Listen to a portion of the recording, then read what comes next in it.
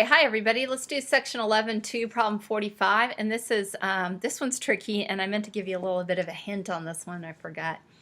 The key to this problem, I don't know, is to kind of reason it out. One of the issues with this problem here you're going to find is that you're going to have to take the logarithm of a negative number, and you can't.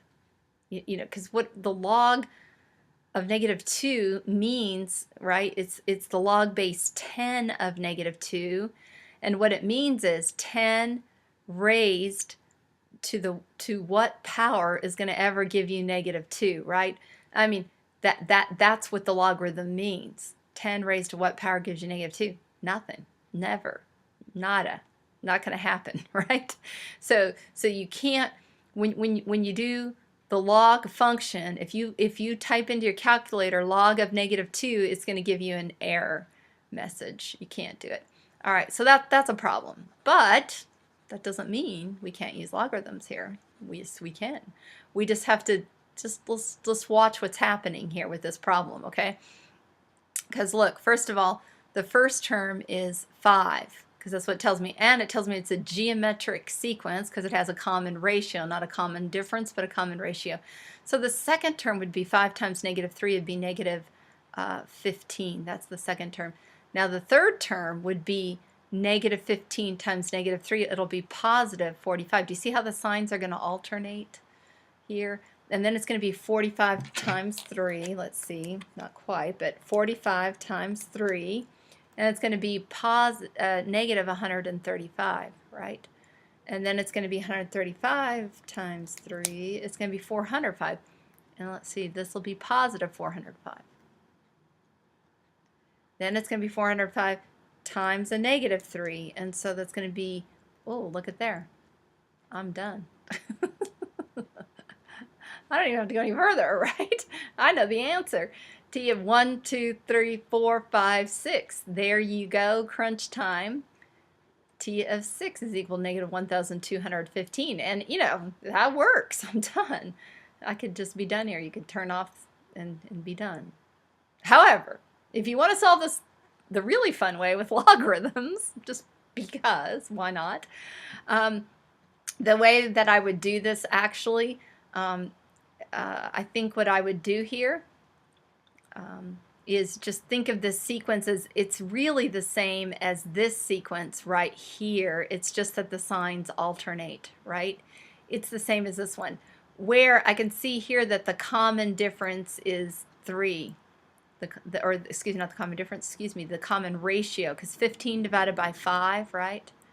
Or we could even look at it as 45 divided by 15.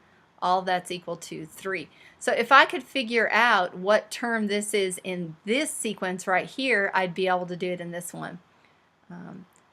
I can't, because the common ratio is a negative number, I'd have to take the logarithm, the log of a negative number here, and I can't do that. So if I do for this sequence right here, it'll work. So if you want to do it with logarithms, you can. So it'd be t sub n here, looking at this positive sequence right here, right, is going to equal the first term times the common ratio, 3 raised to the n minus 1.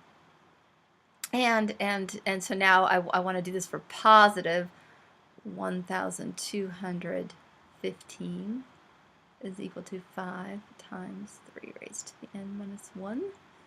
Divide that by 5. What do I get there? Divided by 5. I get 243.